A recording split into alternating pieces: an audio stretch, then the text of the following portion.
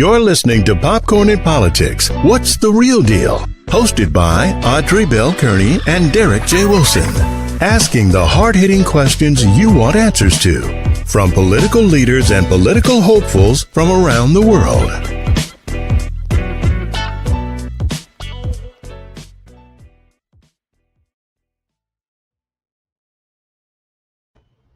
Good afternoon, everybody. Welcome to another episode of Popcorn and Politics. I'm your host, Audrey Bell Kearney, along with my co-host, Derek J. Wilson. Good afternoon, Derek. Hey, good afternoon. Good afternoon. This You went to is church today? don't put me on the spot like that. I'm sorry. My bad. I look churchy. You look churchy today. That's why I asked you. I figured I said he got his jacket on. He went to church. I was just asking. The AC is a little chilly. It is, right? Like, so listen, y'all hear me talk. I don't know, maybe I don't, but I'm always fussing about my smart air conditioning system that's really stupid. Like, it's always either one way or the other way. Like, it's a smart system, not really, because I'm freezing in my office and I go in my bedroom, I'm burning up, and I go downstairs. You got to put a jacket on downstairs. That's how crazy, but it's smart. So, I have to, I don't know. Anyway, I don't even want to get into it. So listen, guys, welcome to another edition. So we're happy to be here with you today. We got a guest coming up in a minute, but before we get to our guest, we're going to talk about some local news or some national news or some news in general in the political world. And Derek, you want to kick it off, or you want me to kick it off? Well, which way you want to go? Do you want to be messy, or do you want to just report some news right quick? Let's be messy. Okay, messy well, Sunday. Messy Sunday. So we all know that Donald Trump endorsed Purdue for governor. Well, just this past week, former Vice President Mike Pence said, "Nah, I'm endorsing Kemp." So he's supporting Kemp as well as former President George W. Bush. So that shows that there's a rip in the Republican Party. So we like rips, We do. We like ribs. Rip. We like ribs. So that means a house divided. What they say, a house divided, shall fall. It's so crazy though. I used to sit and wonder when I would watch all of like the newscasts. I didn't even know how Pence could just sit there and just, because I felt like Trump punked everybody. Like, he punked his whole entire staff, Trump punked everybody, including Pence. And I would just see him sitting there like, man, like, the word I want to say, I can't really say on this show because it's a family show, but where yours at? Like, where yours at Pence? Like, I wanted to ask him where was his at, because Trump would punk them all, even him. And I was just watching like, wow, like, I don't know if I could. Well, Pence realized on January 6th that he wasn't part of the team because they was looking for him too. Yeah. So we all the same when people come looking for you with torches, So, but on another bash against the other side, former insurance commissioner John Oxendine has been convicted of ethics charges. So that's it say the commission voted to settle the case that has dragged on for 13 years. 13 years now. 13 years, So, he said he once spent Oxendine of illegally spending nearly $100,000 in campaign donations on a home down payment, fancy cars, athletic clubs, and childcare expenses. Some of those charges include healthcare fraud.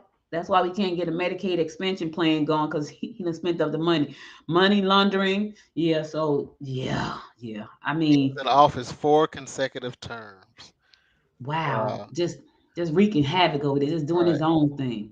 And for the past 25 years, this office has been held by a Republican, and so we have some Democrats that are on this primary that's coming up on Tuesday. So it's time for a change. And speaking of the primary on Tuesday, these past 3 weeks were early voting, and the state of Georgia, despite these ridiculous new election laws that they put into place, the voting was surging. I mean, they had record turnout over the past 3 weeks, and so this would be great to talk about with our guest who is running to basically run this office, Secretary of State office. So I would love to hear his input about the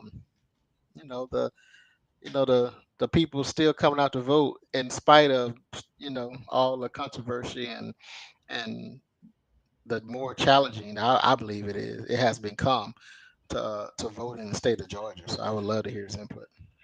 So with that being said, we would like to bring our guest to the stage, Dr. John Eaves. We tried to bring him on week before last, but we had some technical problems. Listen, we love technology, but sometimes technology does not love us, and that's okay, because one thing about that, we can always do a rinse and repeat. So here we are back again today with Dr. John Eaves, who's running for the Georgia Secretary of State position. So welcome to the stage again, Dr. Eaves. Audrey and Derek, thank you so much for having me and working through the technical challenges, and give me a second chance to be prime time with you today. Prime time, right before people cast their votes on Tuesday. Yeah. So this is perfect. One last hoorah before people cast their votes. So thank you for taking your time out to come see us again. Yeah, we know that you're busy. We know that you are the position that you're running for is a high position. If any of you guys don't know, that position is the business that you have the position where you have to go and register your small business. And before I get to that, Dr. Eaves, I have to say this, y'all. So last Saturday, my niece graduated from Clark University, and Pinky Cole was the commencement speaker. And one of the things that she said she was going to do was give all of those graduates a LLC. And I was like, oh my God, how cool is that? So small businesses that register in the state of Georgia have to register their small business LLC through the Georgia through the Secretary of State's website. So we're going to talk about small business, but before we do that, I just want Dr. Eaves to get a chance to just give us a little bit of background about who you are and some of the amazing plans. We'll get to the plans after you give us some background about who you are. I know you've served in some high positions for quite a while in Fulton County, and just want the people to know who you are and why you feel like you can run for this particular seat. Yeah, so thank you for, first of all, giving me the opportunity to introduce myself to some of your folks who don't know me. So I'm first and foremost a father. As you were talking earlier, Audrey, about, I think, your niece who is at Clark. My daughter graduated from North Carolina A&T last Saturday, so I'm a proud dad. 2 children. My son is a graduate student at Duke University. Both of them are actually HBCU graduates. So I'm first and foremost a father. I'm a small business owner. So yes, we're going to talk a little bit about small business ownership, the opportunities and the challenges. I'm the former regional director of the Peace Corps. I was over the entire southeastern region of the United States. I am a Morehouse man, very proud of that, and have a Ph.D. in education administration from the University of South Carolina, and I have a master's degree from Yale University. And last but not least, as you pointed out, the chairman of Fulton County government, and I know that a large part of your viewership, listening audience is a part of Gwinnett, which is the second largest, most populous county in the state of Georgia, but Fulton County is still number one. And I served for 11 years and very proud of my record, got elected for 3 terms.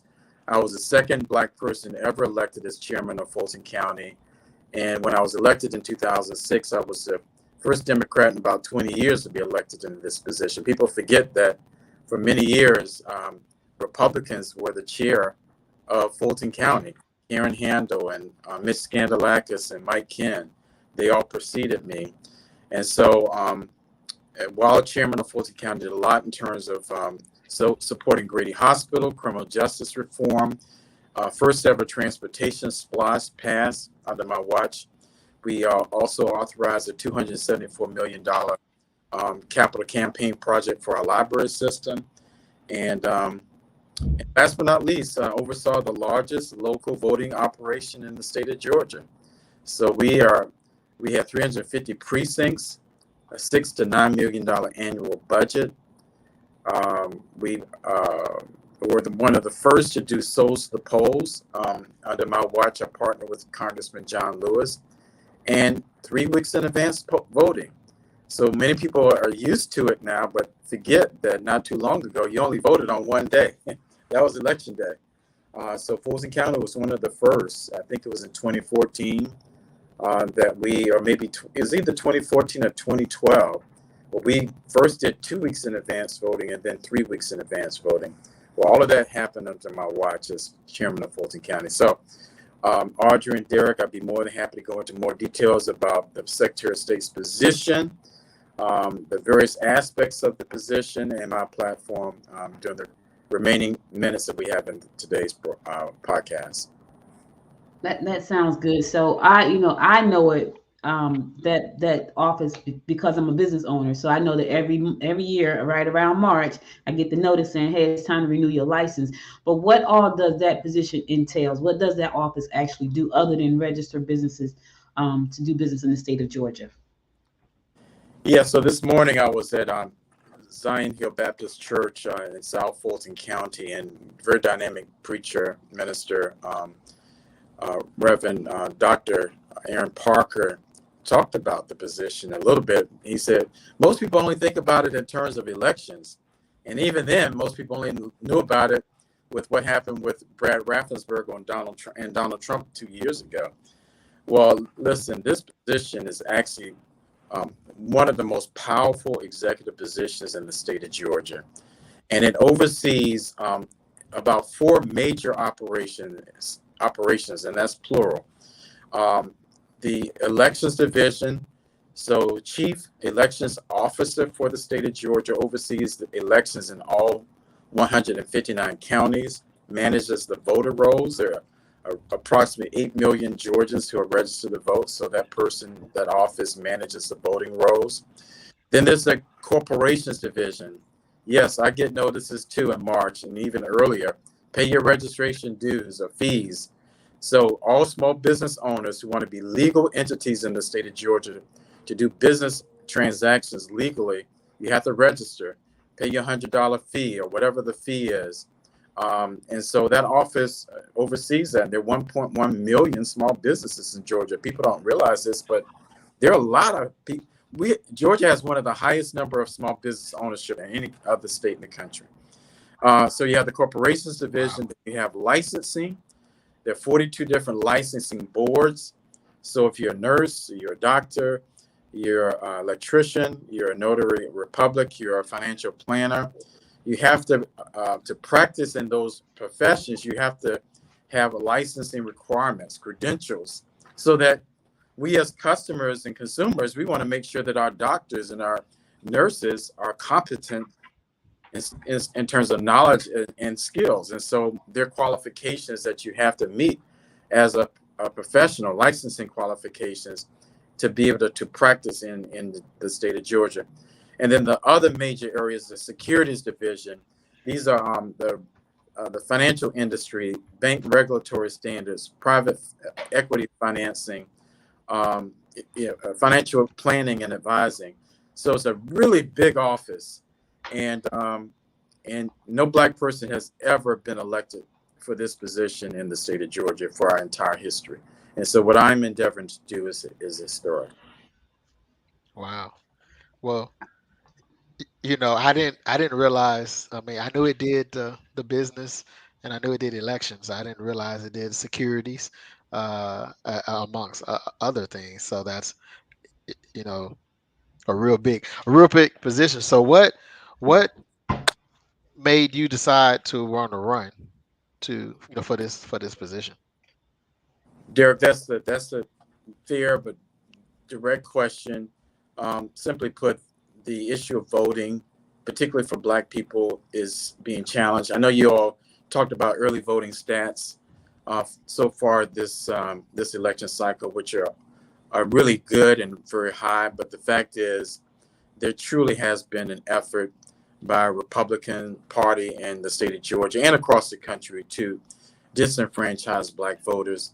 This isn't just John Eaves speaking. This is the U.S. Justice Department, through its lawsuit that was filed about a year ago, specifically said that Senate Bill 202 was designed to disenfranchise Black voters.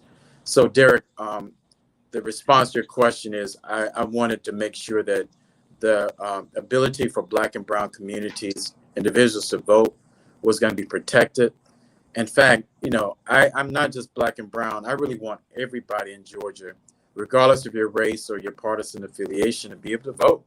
So we just want to make sure that it's fair and transparent and accessible.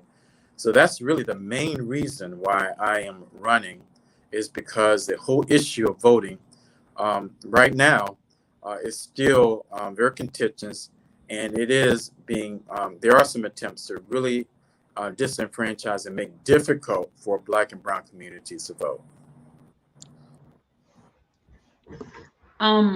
When they passed that law, a lot of people was upset about that, but we see that the numbers are pretty decent here as far as where people are voting right now. I know one of the things that you were responsible for was making sure souls got to the polls. How has your effort been so far with the new election laws and getting people to get out and vote? Have you gotten a lot of pushback? Have you seen that people didn't know where to actually go and vote because of precinct changes and things like that? Yeah, so Audrey, I think leading up to the election, really maybe going back to the fall, there certainly was a lot of confusion out there in terms of what did laws mean, not only among voters, but also among voting officials on a county level. So there was a lot of confusion. I think that there has been some degree of education that's occurred, that's been done by voter advocacy groups and churches. I think the faith community has stepped up, and I think local government has done a decent job in terms of informing people about the differences with the rules that have been imposed. I do believe that absentee ballot participation has gone down substantially, not only because of, I think, the comfort of maneuvering with the pandemic, but I think that there still is question about whether absentee balloting is a legitimate way in terms of making sure that when you cast your ballot through mail, it's going to arrive on time and be counted. So I do think that there has been maybe a negative positive, or positive negative way, any way you want to look at it, where more people are actually voting in person and less people voting absentee. But there were some challenges early part of the early voting process where people were going to, even though in the early voting you can vote at certain locations, not your own assigned precinct, but certain designated locations. There were some quirks that were the fault of probably the Secretary of State's office in terms of the software that was being used to assign people to certain areas to get their voter registration cards out there. But I think we kind of worked through a lot of that over the first week, and now it's pretty seamless. I voted on Friday at the C.T. Martin Recreation Center in Northwest Atlanta. A heavy crowd of people were going through, very, very, but in a fluid way, and very little, if any, complaints. And so I think for the past 2 weeks, of course, it's been a 3-week process. The past 2 weeks, it's been pretty good. And I think, as Derek pointed out, it's been record turnout for the 3 weeks of early voting. Most of that's being driven by Republicans who are voting in a very high-profile series of races on the governor's level as well as the Senate level. And so as of Friday, I think about 100,000 plus more Republicans actually voted than Democrats. But for me as a Democrat, I'm not necessarily alarmed by that disparity because I think that come November, when they're competitive races, Democrats going against Republicans and vice versa, I think the Democrats are going to be energizing and going to come out. Yeah, according to the Washington Post, it said by the end of Friday, the final day of early in-person voting, nearly 800,000 Georgians has cast a ballot. They said that's 3 times the number of 2018, and is even higher than 2020. So, that's wow.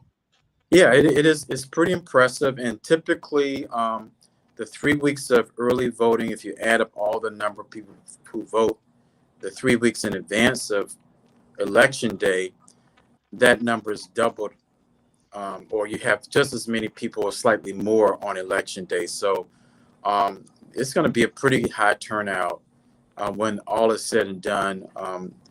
Midnight of May the 24th. And again, it's going to be more Republicans who have voted, but that doesn't mean I'm not alarmed as a Democrat. It's only because it's a reflection of the less competitive races at the top of the ticket. But I think you're going to have overall record turnout at the end of this election cycle. And John, oh, go ahead, Derek. well, just to stir the pot a little bit, you have any response for the current secretary who states that these record numbers basically reiterate what he said from day one, that Georgia's election law balanced security and access, and the fact has proved him right. The fact that the numbers are outrageous, are record breaking. Yeah, listen, let's stir the pot. I think that there are some folks who give Brad Raffensperger a little bit more credit than he deserves, and he is very political, where he wants to run from problems that are a result of his office, but claim successes that are really not directly related to him. And so I don't think that he should necessarily be applauding and patting himself on the back for the record numbers. He's also saying that voter integrity is better because he has stopped illegal aliens or illegal immigrants from voting. Immigrants who are not citizens already can't vote. And so he's claiming things that that really are a lot disingenuous and frankly dishonest. And early on, as I mentioned to you a little bit in brief, some of the challenges that were experienced the first week of the elections, he was criticizing, Fulton County and some of the other counties for not doing A, B, and C. And those local governments, those county boards, were saying the reason for the problems were because of some of the software that was imposed by the Secretary of State's office. And so, this is election season for him. And so he's going to do all that he can to try to have brownie points so he can gain favor. He was polling less or poorer, I say, than his main Republican rival. I think that those numbers have gotten closer as we get closer to election day. But still, as an incumbent, he should be in a much better position than he is right now. And I think he's scrambling to try to figure out how he can improve his chances of reelection, at least on the Republican primary side. Right. So that kind of leads me into what I was about to ask. And so he's in that office. What are some of the things that you think that he have failed the Georgia citizens on in that space? Because he's there, and like you said, a lot of people give him a lot of credit, more than what he's due. What are some of the things you think he could have done better that you plan on doing better? Yeah. Number one, he has not spoken against SB 202. Yes, he's a Republican. Yes, the Republican legislature is the one that implemented that, but he never gave any voice of dissension about any aspect of that law. Number two, maybe it hasn't hit all the news in Atlanta, but there were some attempts by local election boards in Spalding County, Lincoln County, which is east of Atlanta, near Athens, or actually between Athens and Augusta, and Camden County in southeast Georgia, where the local election boards tried to reduce the number of precincts from either 7 to 1 or 5 to 1. And the Secretary of State never stepped up and said this is wrong. And so these local boards who tried to make these decisions, they went back on their decisions because of local activism. And so the difference between me and Raffensperger is that if there are any attempts to make it more difficult and inaccessible for Georgians in a particular county to vote, I'm gonna say something. I'm gonna do all that I can to stop it. And so Brad Raffensperger has been completely silent on what's been happening on the local level. And the third thing that I would do is I make this whole process a teamwork, collaborative process.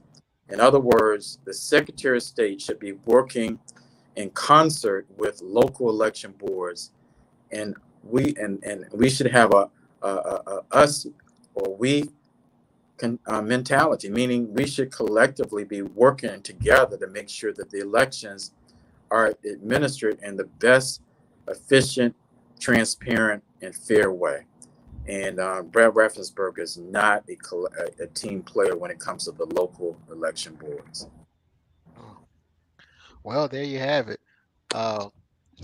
So also on the Democratic side, there are several of you all that are running for this position of Secretary of State. What makes Dr. Eaves the better candidate or the right candidate for this position? So let me just say, this is going to be a little different response that you probably would think. There are some good candidates running, very good candidates to run. I'm going to tell you who the very good candidates are. Okay. D. Dawkins, former state rep, Floyd Griffin, former state senator, and Michael Owens, who's a former chair of the Cobb County Party. They're very good candidates, all of them very sincere. I didn't name all the candidates, and I'll let you all figure out who else is in running. All right, those three people are very well qualified, and I have great respect for them. And however, and I say this often on the campaign trail, that I'm the only one who has direct experience of elections. So legislators or even chair of a county Democratic Party don't have the experience that I have in terms of overseeing elections and overseeing government at the large level that I have had. I represented a 1.1 million residents in Fulton County, worked with 15 mayors, had $1 billion budget, and there were 4,500 employees in Fulton County. And the Secretary of State's office has a main office in downtown Atlanta, 2 satellite offices, one in Tifton, one in Macon, has hundreds of employees and a multi-million-dollar budget. Well, I've had all of those experiences on a county level, the largest county government. So I think that those are the areas where I am unique and different. All the other people that I name have varying experiences, but nobody has experience to the extent that I have. I'm about to be messy. So if your name was not called, you did not make that list. Okay, I'm just being messy. No, somebody else. It was somebody else. Derek probably know who I'm referring to. I mean, I know, but we're not gonna. Okay, moving forward. Moving forward. So I was in there when he was saying that. He said, I did not call everybody's name on the list. And I was like, oh, okay, this is my messy point, my messy moment. On your campaign website, you talk about advocating for small businesses. What do you mean by that? Yeah, listen, RG, I mean, so the good news is, as I mentioned earlier, 1.1 million small businesses in Georgia, 35% of them are Black owned, which is pretty significant. Wow. All right, that's the good news. The bad news is the failure rate of new businesses is 20% in the first year. So in other words, 1 out of 5 businesses that are established in a given year, 1 of them fails in the first year, and then 30% fail in the second year. So 3 out of 10 fail within 2 years. Most businesses fail because of a variety of reasons: lack of capital, cash flow, or revenue stream, lacking the basic ABCs of how to manage and operate a small business. And so as Secretary of State, I'll be very proactive in terms of providing webinars and seminars to help people to be successful small businesses, business owners, the ABCs of, meaning the basics of running a small business, bookkeeping, branding, marketing, etc. But I think the biggest piece to your question that I think can be very helpful is how can we assist small business owners, particularly those who are Black owned, to access capital, whether it's grant programs that are administered on a local level, whether it's Gwinnett County, Fulton County, Cobb County, the city of Atlanta. Many of them have small grants programs, but sometimes Black small business owners don't get those grants because it's just not strong enough. So I want to help them be competitive to receive small grants. And then when there are financing options that sometimes are made available from financial institutions and banks, many times small businesses are not credit worthy. Sometimes they, I think that's really or they lack relationships. And so I'm going to use the power of the Secretary of State's office to bring financial institutions to the table so that they can be a lot more accessible and a lot more cooperative in terms of maybe even alternative credit history or credit protocols or credit expectations for Black business owners. And so I just think that the rules that are in place may not necessarily be as friendly for Black business owners and female business owners. And the last piece is, how can the Secretary of State's office work with the Small Business Administration? That's sort of an open-ended question. I don't necessarily have an answer for it, but I do think that there's an opportunity for the state to work with the federal government in terms of supporting small businesses. It's so funny when you said that. I said to myself, you must have listened to our show, because every candidate that has come on this show, that's always my question. And I was going to say, but you answered it before I could say it. That's why I said you must have listened to the show. There are tons of programs out there right now that, support entrepreneurs by training and development in that space. But we always get back to the same question, like, where's access to capital and how do we find out about it? So I love what you said. But again, I got to ask the question. Because we know that there's money out there. We have heard the Congresswoman say it, we've heard commissioners say it. We know that there's money, but access to that money and the knowing that the money is available is the issue, along with not being prepared to accept the money once we know. How would you get the word out there so we'll know, so small businesses know that this money is here and this is what you need to actually do? Because I think a lot of times, by the time we find out that there's money, it's gone. It has gone to another business, another organization, another nonprofit is gone. And so how would you get the word out there? Well, how proactive and what would you do to get the word out there to these small businesses to let them know this money is available and this is where you should go to get access to that money? Listen, that's a very fair question. I mean, the unfortunate thing that I experience in our Black communities or in our community is people sometimes don't even try. My barber, who is a wonderful person, a wonderful lady, consummate professional, she didn't even apply for PPP because she was a little nervous about applying for it. And I think, being very deliberate with outreach, providing support, establishing trust with business owners. And I'm not even talking about what's sometimes referred to as the gig economy, GIG, gig economy. These are people who do businesses and it's just sort of informal businesses, cash, and they're not even legal business entities. So I really want to work with those individuals to get them to see the value of being a legal business entity versus, a barber who just cuts hair and receives money, cash, and he or she is not a legal business entity. Or so there's just a lot that I want to do or can be done, I'll say, in terms of outreach, establishing relationships. Also, there are existing businesses out there that already do a good job of reaching out to small business owners.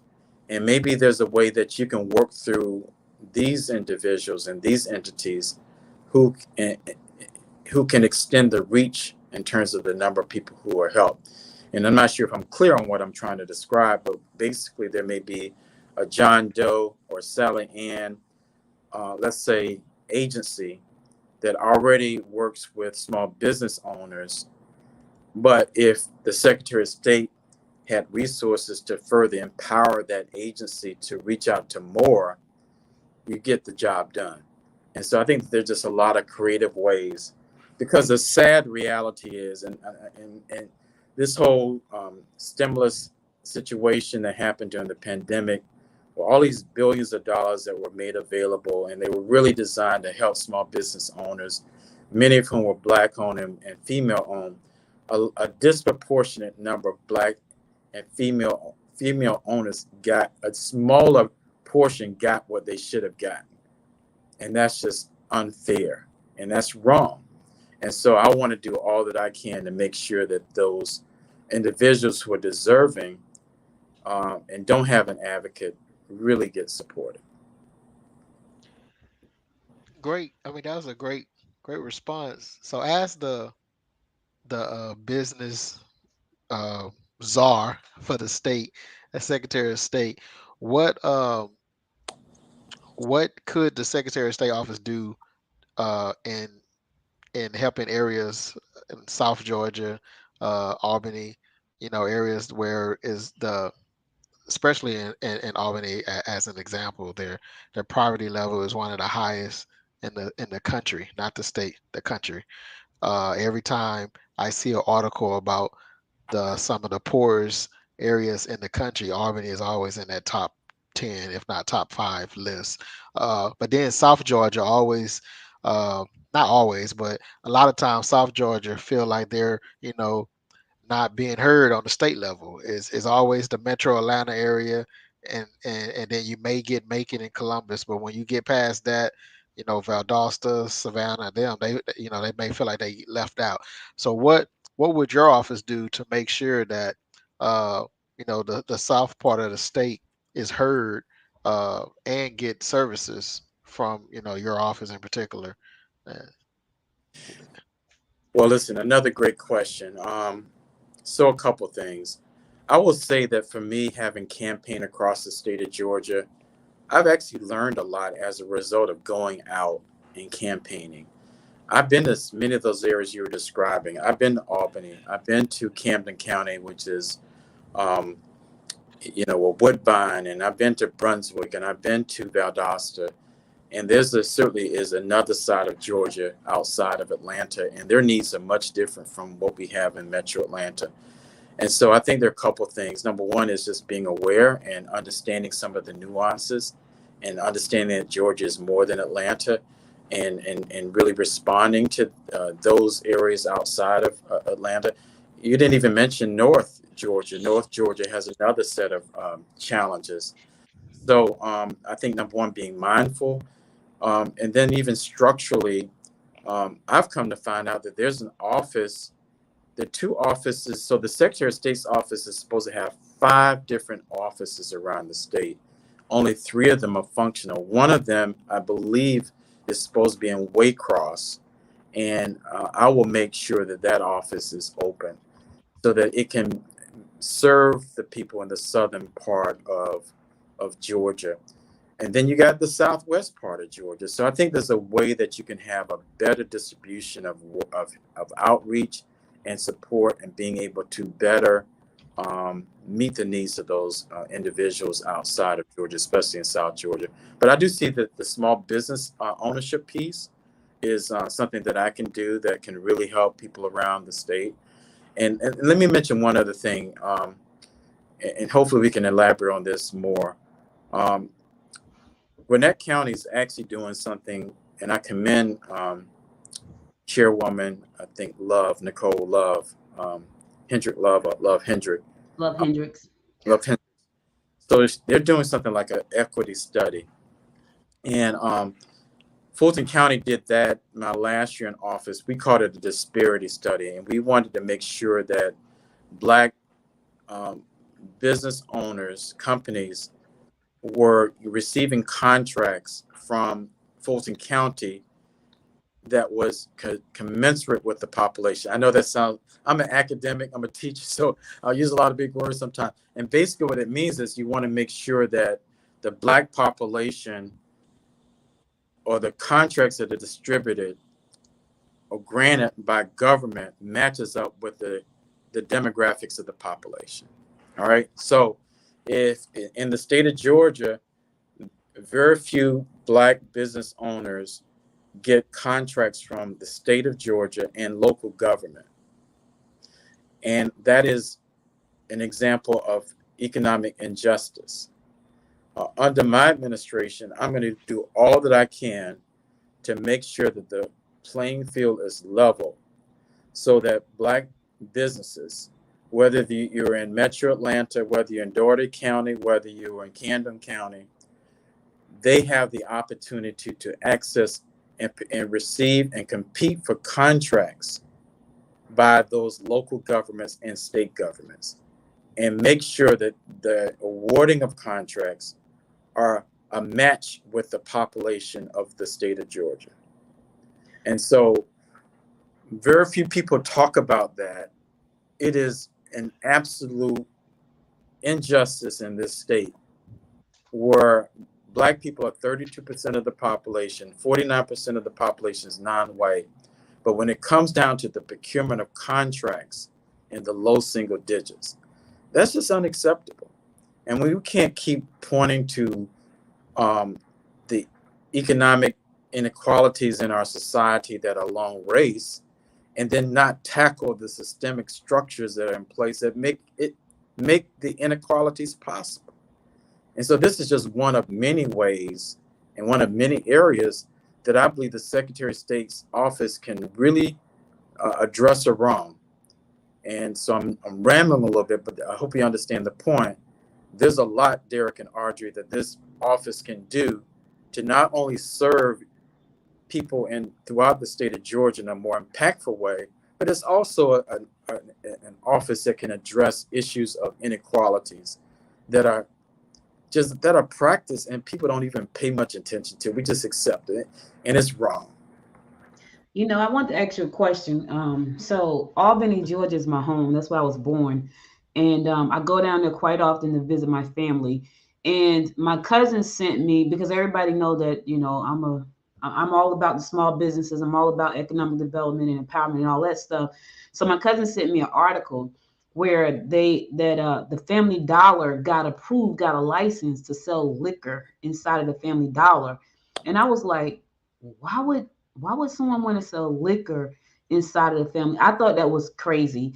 Now, is that would be something that would go through your office? Is there ever a time when a license would not get approved? Because I would not have approved the license. Had I been in that office, it wouldn't have got approved.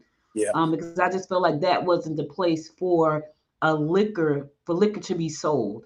And I get it. They're trying to boost the economy, but a Family Dollar selling liquor, to me that's not it. So is there ever a time that you know of that a license could get blocked? Yeah. So local government is the one that issues what's called liquor licenses. So whether it's a restaurant or a liquor store or a convenience store, the liquor license to sell those liquor is granted by local government. So that's really at the feet of the Albany city commissioners who made that decision. And I actually have met one or two of the city commissioners as well as the county commissioners down there. So that's a city issue. But you actually, though, are hitting at something that I don't know yet. So the Secretary of State's office incorporates businesses in Family Dollars. Right now, there's no sort of requirements that are really there.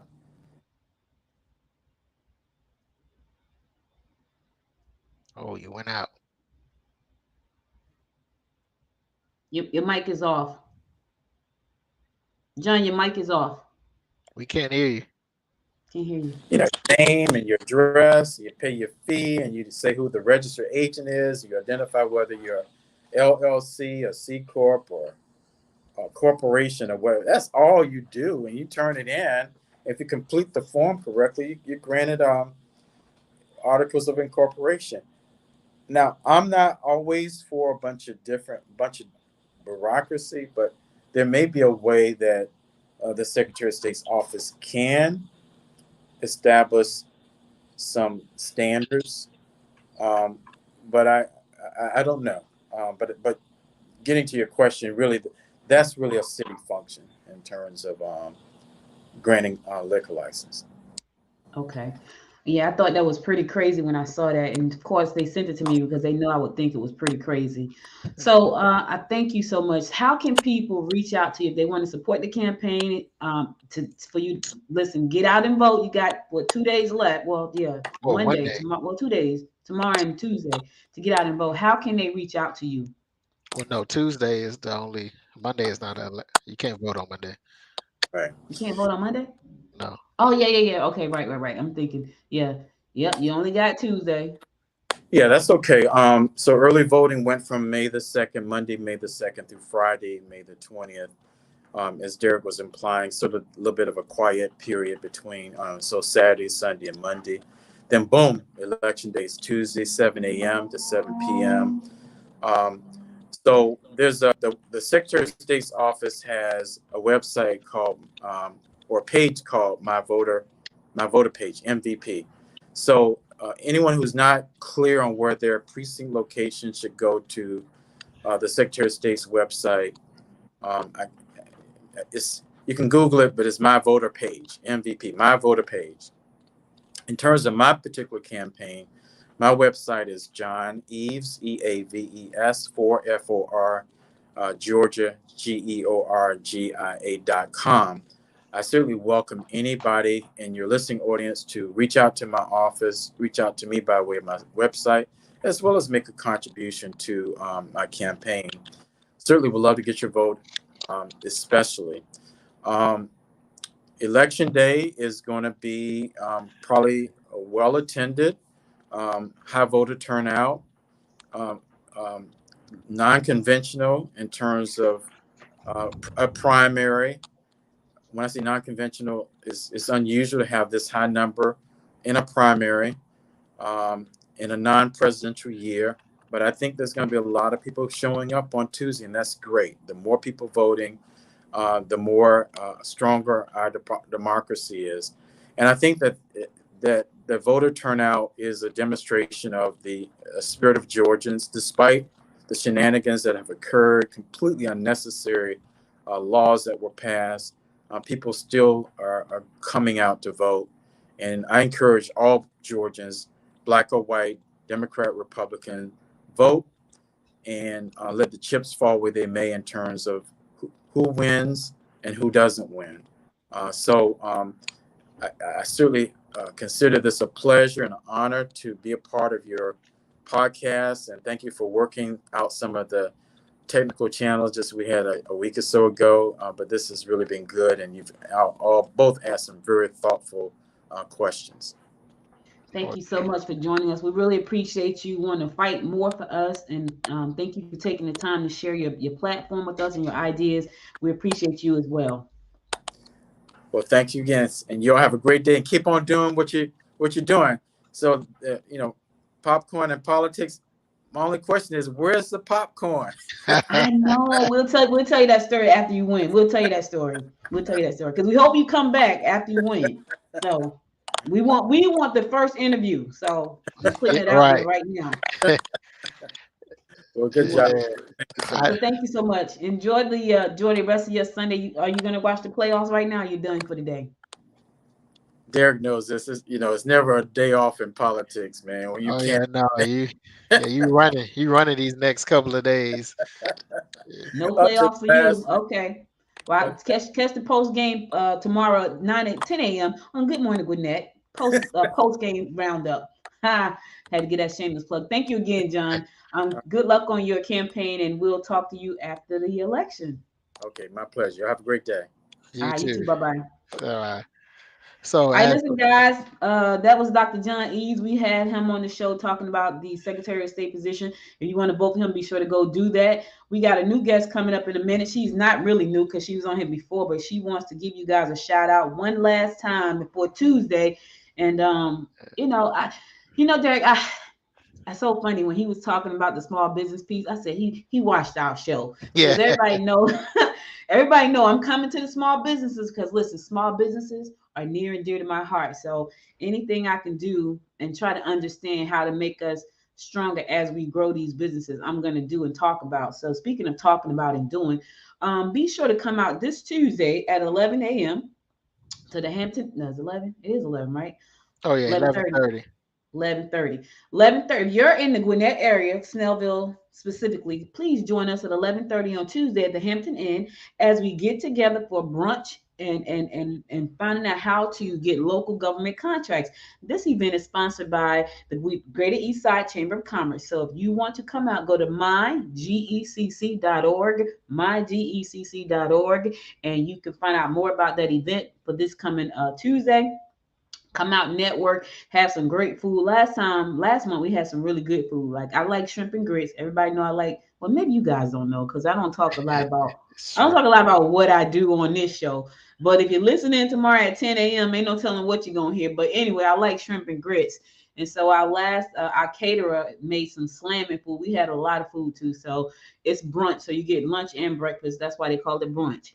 Right, lunch and breakfast. Right. That's how you got it. So join us this coming Tuesday at 11:30 at the Hampton Inn, located in Snellville, as we get together, network over some great food, and find out about how to get government contracts. So I see that our special guest has popped in with us today. She is no stranger to anybody, for real, not to anybody. So I'm happy to have her back. So let's add State Representative Don McLeod to the show. Welcome again, sister. Hello, guys. How are you? Is everybody excited about Election Day? Woo-hoo! Yeah, we are. We are excited. You know, American Radio One. Shout out to American Radio One. They wanted to know where we're going to broadcast live, and I have not answered them yet because I don't. They want to know we're going to broadcast live on Tuesday, and I haven't answered them yet because I don't know we're going to broadcast live on Tuesday. They want an election update, so I think I'm going to figure out how to do that. So, just to get, I don't know where to get the stats from, so that's why I haven't said yes. So where will we find the stats from so we'll know what to tell the people on Tuesday? Actually, so the Secretary of State website should have the stats. Local counties might be a little bit faster in some ways, but they're the ones that send in the data to the Secretary of State website. So that would be the sos.ga.gov. Okay. I think that would be the best place. And if you're looking for individual counties, you can go to the individual counties website and they should have their stuff updated. Mm-hmm. Okay. Well, word on the street is you're running for something. Word on the street is that I am running to be the next congressional representative from District 7, and it covers most of Gwinnett County and Johns Creek in Fulton County. Oh, wow. I know the 7th, and the 7th knows me. You know, it was so funny because I was looking at I was on some news site and your ad popped up and that's exactly what it said. I know the 7th and the 7th knows me. You know, it was heartbreaking to see that we had three powerful Democrats that had to run against each other. For me, it was women. That was a little bit heart-wrenching for me because I was like, oh man. So, and I know that was probably a tough race for everybody, but what do you want to tell at the final hour? You know, what do you want to say to the people that are watching right now and that will continue to watch like after today? I want people to make sure they're getting out to vote because the government is about them and how we use your tax dollars on your behalf. And who's at the table who is going to determine, do you get the services you need with your tax dollars? This is not a profit making, right? Because if you want profit, you're going to be an independent contractor or business owner, and then you can sell your goods and services and get a profit. The government collects your taxes and you deserve a return on investment. I am the only candidate in this race that actually lives in the 7th Congressional District for the last 22 years. I am responsible for registering over 30,000 people in this district. The reason why we were able to turn this blue is because if you're not registered, you can't vote. And so by registering people, we were able to get people to vote. In fact, Gwinnett County now has over 600,000 people registered to vote in a county that's about 1 million. That's pretty high. And that's because we made conscious effort over the last decade to make sure that people got registered. When it came time for extended voting, me and 2 other Black women, we attended the Board of Elections meeting every 3rd Tuesday to ensure that we got extended early vote. And you know what? Souls to the polls, we made that happen. The fact that you can drive by a polling location and actually know it's a polling location because there's flags and things, believe it or not, we had to push for that as well. So that wasn't like easy to go.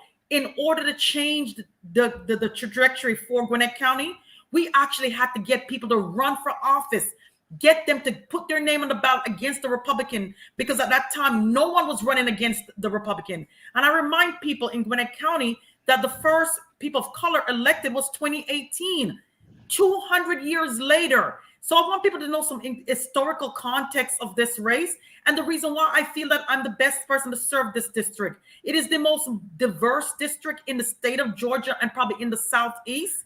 And as a person who came here, like so many of the other folks that I live amongst, this is unique. And we have to be intentional on making sure that we got along, because we have the Koreans in one part, we have the Hispanic in one part, we have the Africans and the Caribbean folks in one part, we have the Bangladeshi and the Muslims, and we've got Jewish, we've got all things. And we made a conscious effort to reach out to everyone so that we had a county that wasn't in rivalry with each other, that we coexist together. And again, this took work. Everybody's coming in now and want to take a piece of it. I am sorry that Lucy McBath they shift out 350,000 people out of the 6th congressional district, but she still lives in the 6th congressional district. She has not made any effort to really learn about the people in the 7th congressional district, and they're not like the people in the 6th, I can assure you. So at the end of the day, and with Carolyn Bordeaux, we gave her an opportunity. We sure did. We elected her. Me and several other people worked to get her elected. She went up there, and instead of working with the party to make sure that Build Back Better passed without a whole bunch of nonsense, she decided to go and join a moderate caucus and basically defer attention from Build Back Better, which was an excellent piece of legislation. And what did I say about our government? That is about you getting a return on investment, having universal pre-K, getting paid family leave, getting child tax credit. Those are all things if you really care about family. There's one thing to build the infrastructure with pouring concrete and asphalt, but there's also a human infrastructure part. And that is what she missed. And at the end of the day, you got an opportunity, you blew it, and it's time for me to step in to really serve the people of the 7th, because I live here. The only reason I didn't run for the 7th before was because it was in Forsyth County. And we know people of color was going to be a difficult time for us to win. So we as Democratic folks that believe in the party policies and platform, we pulled back and helped somebody we think could flip the seat, because it was in Forsyth, because there were white women in Forsyth that we think she could relate to more. We pulled ourselves back, but it's no longer that situation. The district has changed, and it looks more like me and what I stand for and the immigrant populations that here. And I think that's why I know the 7th, and the 7th knows me. Well, I got a quick question for you, because you know the Gwinnett, that district has a lot of small businesses in it, and yes, you know small businesses are near and dear to my. If you don't know, everybody should know by now. They're near and dear to my heart. I don't know if you just watched the last episode with Dr. Eaves, but so we're still trying to grow. We're still very small.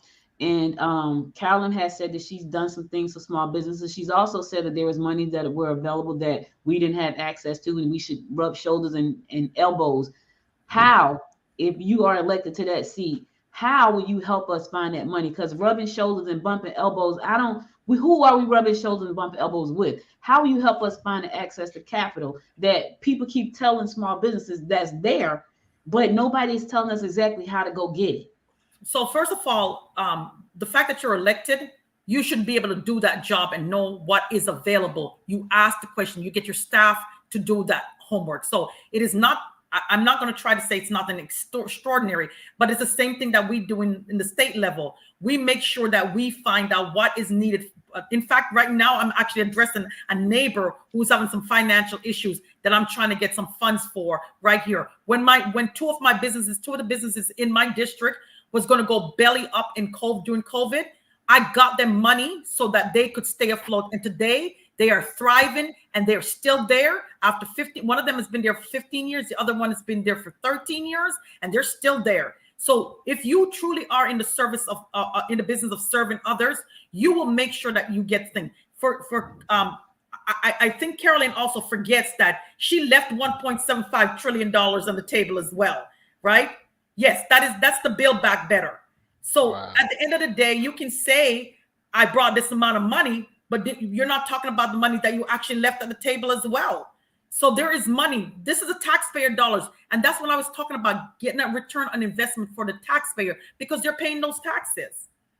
Yeah, and that's important. I mean, the money's just taxes. She's not getting the money. The money is being played by us.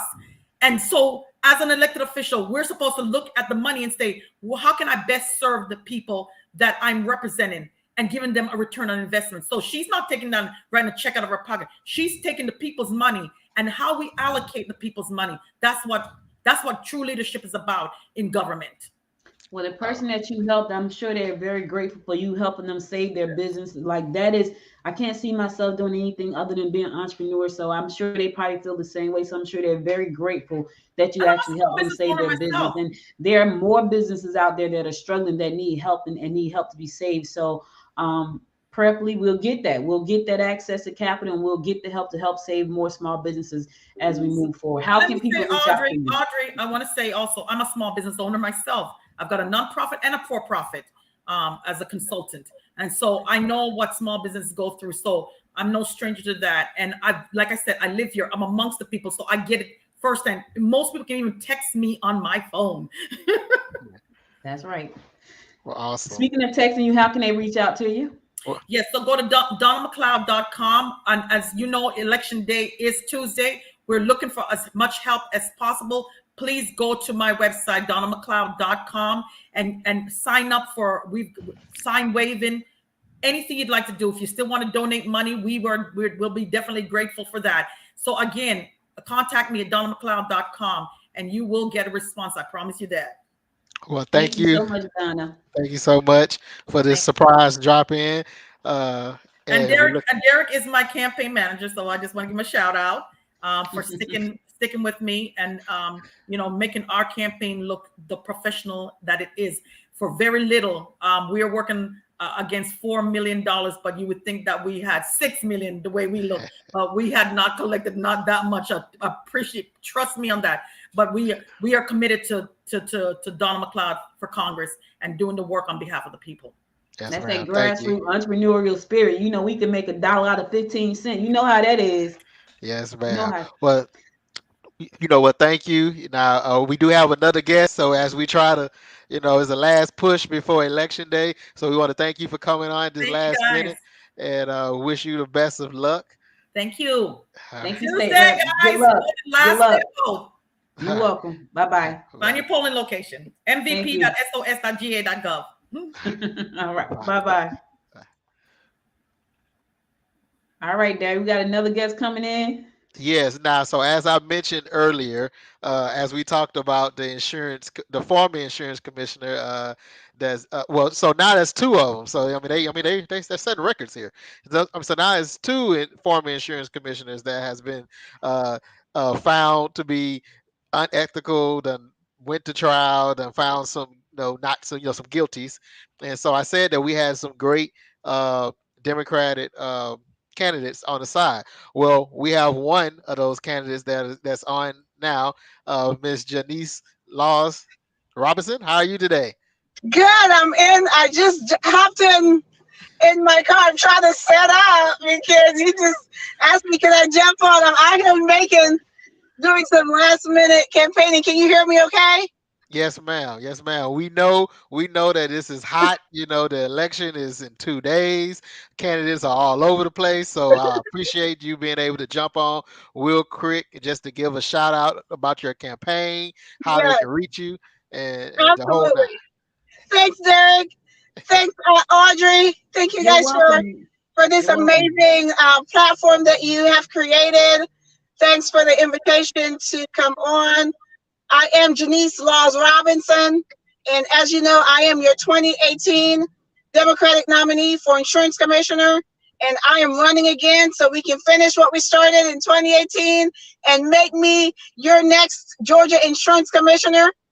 As Derek said, we have had nothing but corruption in this office, and it's time to have real ethical leadership. So I will bring bring my 2 decades of experience in the insurance industry. As many of you know, been a licensed insurance professional, work with Georgia families just like you to save money on your insurance, to protect your lives. And that's what I will continue to do as your insurance commissioner. I will make you proud. I ask you for your votes on May 24th so that we can have affordable auto insurance rates in Georgia. You know, we have some of the highest auto insurance rates in the country, some of the highest rate increases in the country, and that's got to stop. But that will only stop when you have an insurance commissioner that cares about you and is very well connected to what you are dealing with. I'm that candidate. I've worked with you. I know what you're dealing with. I am committed to you and your family to fight the good fight.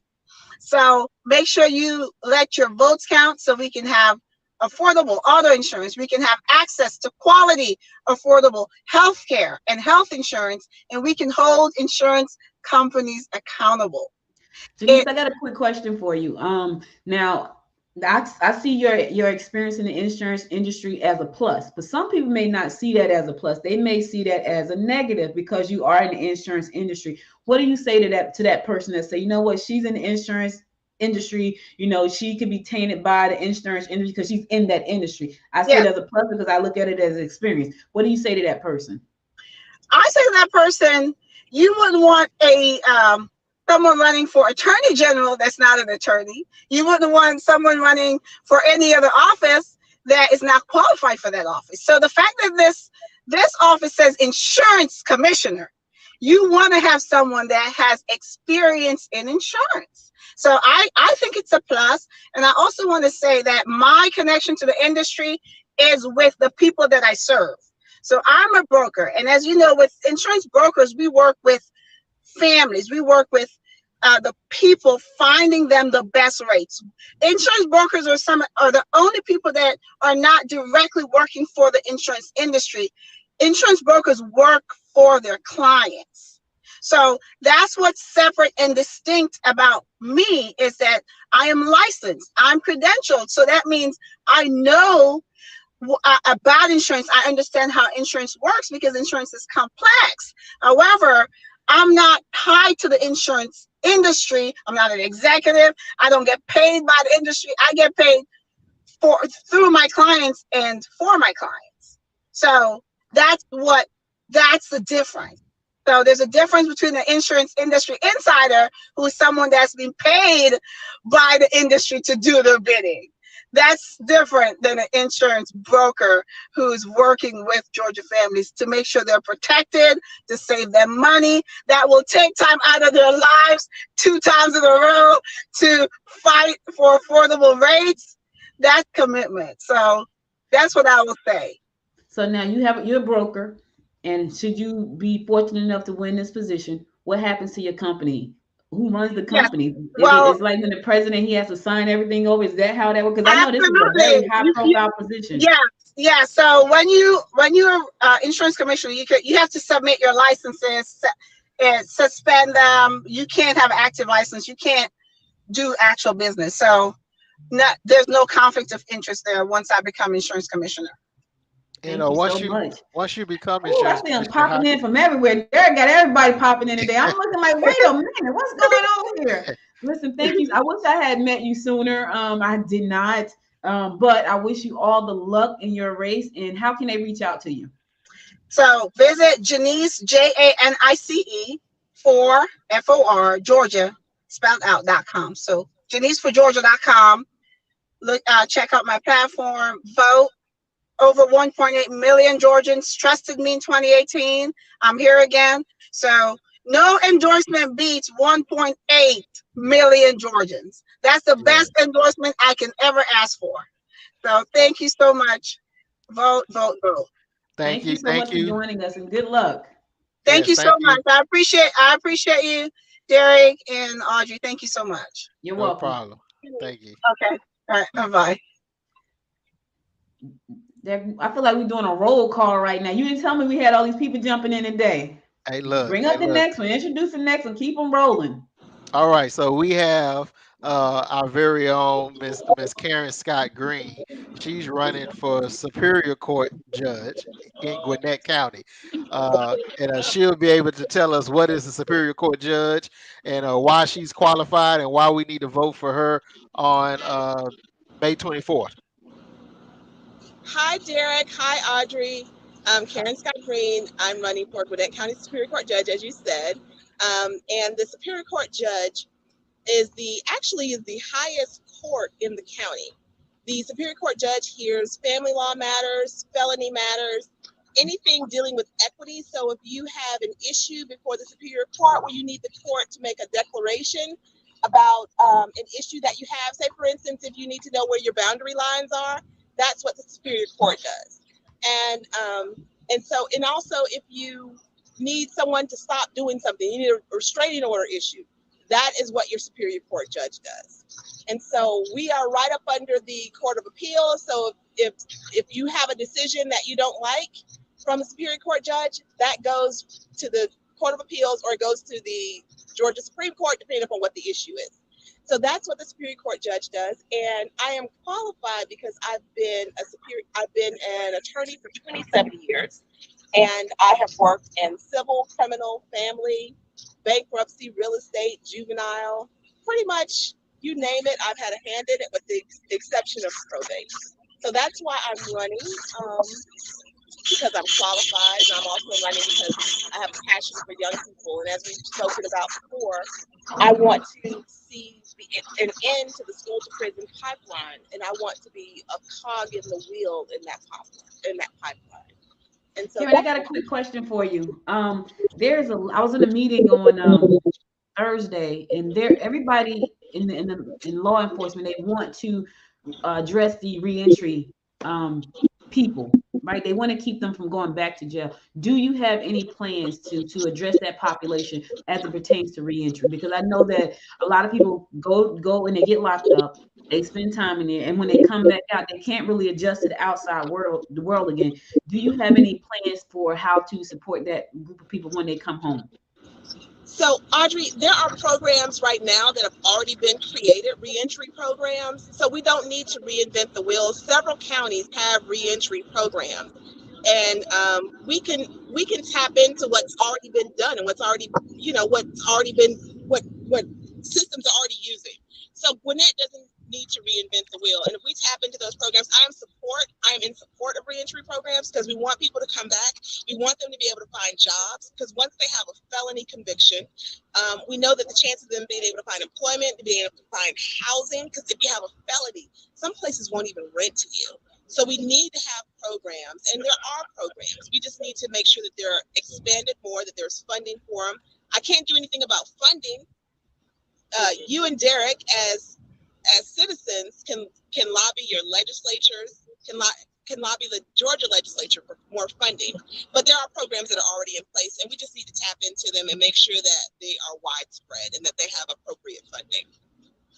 Thank you so much. Thank you so much. Well, I do. Well, yeah. Like I say, I do appreciate you coming on.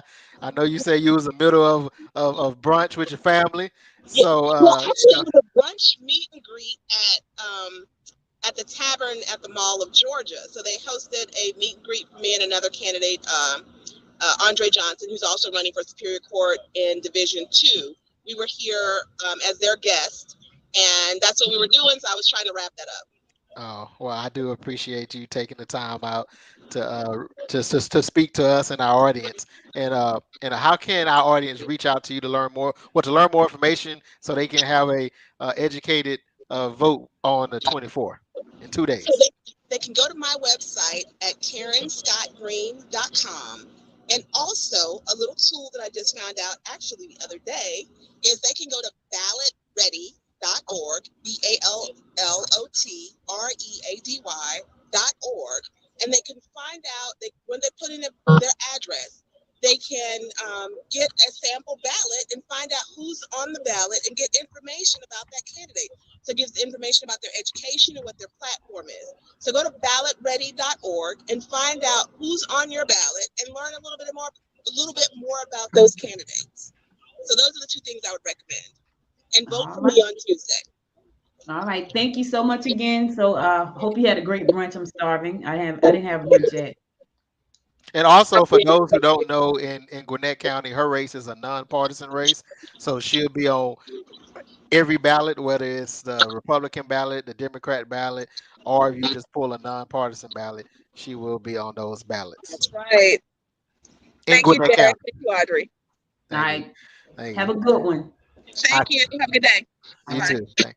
Bye bye. I see our other guest stuck around, so let me see if she want to say anything before we let her go, before we end the program.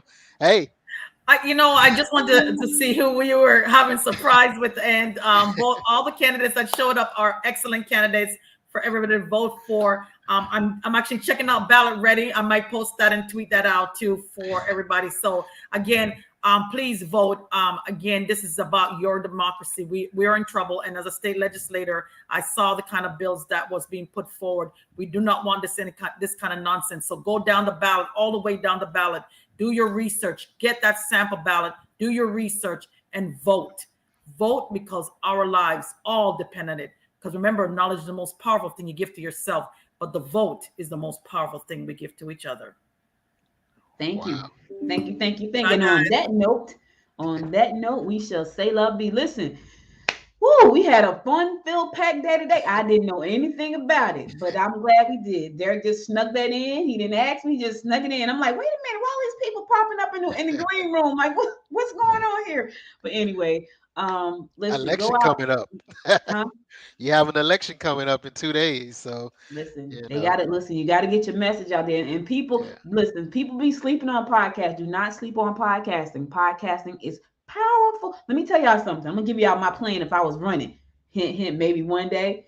If I was running, you would see me every Sunday at 1 o'clock. Like that, do you, Derek? Yeah, Listen, thank you guys for listening. You could have been anywhere, but y'all spent the last hour and 17 minutes with us. We appreciate you. We'll be back again next week to give you the results. Now, here's the thing. After next Sunday, Derek and I are taking a hiatus. We're going to come back. The show's going to be better in the fall than it's been this year. We got some good stuff coming down the pipe, and we are excited about it. We got some great people coming on the show. So, but we'll be back here next Sunday because we got to talk about the results from Tuesday. So we got to yeah, come back. Then after that, we're yeah. gonna take a little bit of a hiatus because listen, I Summer talk a lot. vacation. Summer vacation. Summer vacation. Derek is going on vacation. I'm not going on vacation. I'll just be doing some other work while I'm not talking to you guys on Sunday. So just know I'm not. He's the mogul. He's a young mogul. I still got to do other stuff on Sunday. Why he gonna be traveling, going to Mexico and New Orleans and all these different places. So I'm just kidding No y'all. one is going to Mexico, but I will be going to New Orleans as well as See? so we're taking a road trip this summer, the Bahamas, family. We're gonna go to Caribbean. Memphis. We're gonna go to Branson, Missouri, and we're gonna go to Kansas City, Missouri. And so we're gonna have fun this summer with with the family, my wife and the kids. And so it's gonna be a awesome summer. And I will be meeting with Audrey to discuss how we can make this show even better, as well as potential guests. And when I say I got some people that I want to interview, and they right there in reach. Just hang on. I'm like a kid in a candy store. Yeah. Listen, we know that our show is a community service because it gives you the opportunity to hear from candidates and leaders who are already in those positions, and it gives you can learn about what those offices do. So we know that this is a great show to do that. When I started the show and I asked Derek to partner with me, one of our main goals was to educate you about who you should be voting for, who you need to vote for, who you want to vote for, why you vote for, and what does the office mean. So we know that this is an educational show. And listen, if you feel so in your heart to support this show, go to popcornandpolitics.com and support this show. We Yeah. get that often. Oh, this is a great show. Support the show. That's Support all the I got to show. say. Listen, I'm in rare form today. Anytime I get a lot of rest, I am in rare form, which I am. I got a lot of rest. But Derek, thanks again for co-hosting with me. That was really cool to see all those people pop up like that. I was like, wait a minute. So that was really cool. So Yeah. thanks again. He And didn't tell me y'all. They were just if they we just go popped live up. on Tuesday, we may have some more pop-ups. Just Well, I'm gonna go live on Tuesday. I'm gonna go live, so I'm gonna reach out to American One Radio and let them know I will be going live. I'm gonna go live probably about 7 o'clock. That's a good time. About 7 because Well, yeah, that's when the polls close. yeah, well, that's when. So we'll be doing some commentary. So I'm gonna pop you in so you can tell me what's going on, where you gonna be at, and then I'll check out all the polls and see who's doing what in that space. Oh my God, that's gonna be amazing. So I gotta tell Jeremy, yes, I'm going live. Because I gotta see who's gonna be Purdue or Kent, who's gonna be Donna, Lucy, or Carolyn. That's gonna be serious. So I'm gonna go live. So Tuesday night I will be live. I said next Sunday, but actually I will be live Tuesday around 7. So be sure to tune in Tuesday around 7 as I bring you the stats as they roll in. I'm gonna feel like the guy at the big board. I need a big board behind me so y'all can be doing with the market. Like, look where we are. Maybe next season. Maybe next season, Derek. Well, I guarantee you, after next season, we will have some sponsors. We will. That's our plan. So right. We definitely coming hard. Coming hard. Great. But we ain't gone yet. We have not left you yet. We still got Tuesday and next Sunday. So you guys listen, y'all enjoy the rest of y'all Sunday. I know the playoffs. Did y'all miss us last week? I know y'all missed us last week. I know, man. Let me tell y'all something. I was up at Callaway Gardens. I ain't gonna tell you what I thought about the situation. I am gonna tell you that I did. It was peaceful. I'm gonna say that. It was peaceful. It was very nature oriented. It was peaceful. That's all I'm gonna say. But anyway, thank you, Derek, again. We'll be back again. I'll be back again on Tuesday, around 7 o'clock, 6:30, 7 o'clock, to bring you live results right here in Georgia about what's happening in the world of politics and who's who and what's happening. Enjoy the rest of your Sunday. I'm about to go watch the playoffs. And until next time, my friends, until next time, y'all make it a great day. Bye now.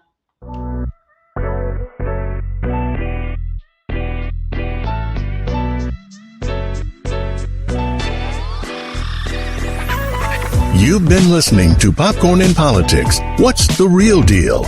Hosted by Audrey Bell Kearney and Derek J. Wilson. Be sure to subscribe to the show and share it with your family and friends. To support the show, visit us on the web at www.popcorninpolitics.com. Connect with us on Facebook at Progressive Popcorn and on Instagram at Popcorn Politics Podcast.